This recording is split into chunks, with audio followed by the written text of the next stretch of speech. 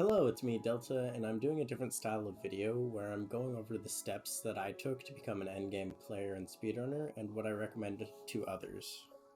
The first thing I would like to touch on is going to be building game knowledge, and this can be done in a number of ways.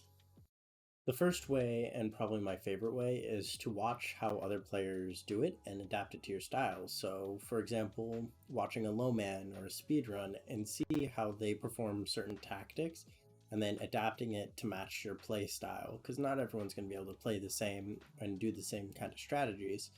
So, watching how others do it and implementing that into your basic gameplay is going to help. The next thing is going to work with my last point, and it's adding what you see in those videos into your normal gameplay loop.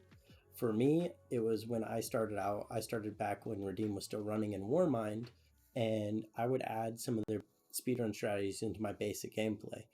For that, it was like Leviathan shooting your own plate, or dogs being on scatter nades and tractor cannon, so I could one spore. So it was just small little details that I kept picking up from other speedrunners and started to implement that into my base gameplay.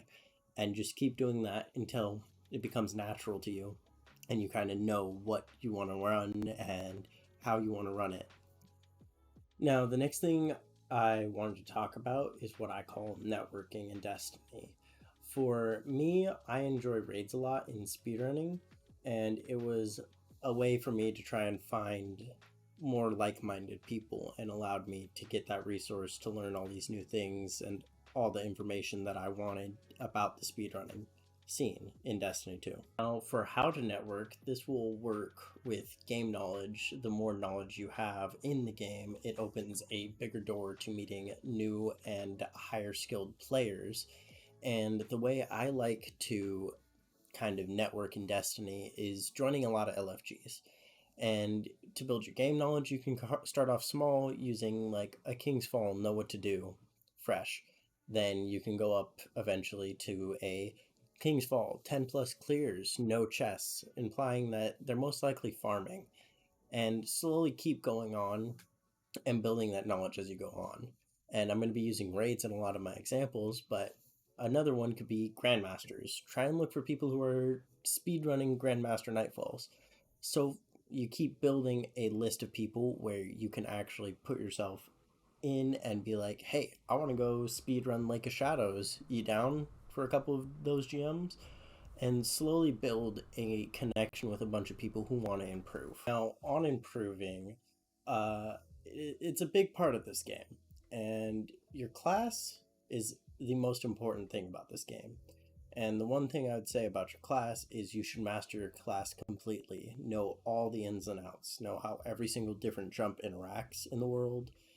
For example, Burst, Glide, and Blink are essentially the same jumps, just performed in different styles. They both control the same, and I also have a video of that on my YouTube. And then learn all the different kind of techs that you can use on that class, like well skating, shatter skating, sword flying, and even like mountaintop launching. It's useful on all classes, but the most effective on Warlock. So learn all the techs and apply that in to where you could possibly use them into your basic gameplay.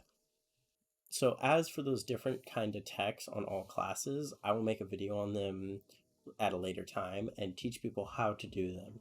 But now I want to share my next tech that people should try and learn, which is sparrow flying and slipstreaming, which allows you to progress through things faster and get to different heights where you're not normally supposed to be. Now, it's not a necessity to learn any of these techs overall, but it is a fun thing to know and have in your arsenal of skills. Now, sparrow flying is definitely a lot less useful, and sparrow or slipstreaming is not as useful in a lot of settings, but they're really fun to have in your arsenal of tricks that you can show off to your friends or do on a regular basis if you're bored, because it does look cool and it is fun to perform these actions.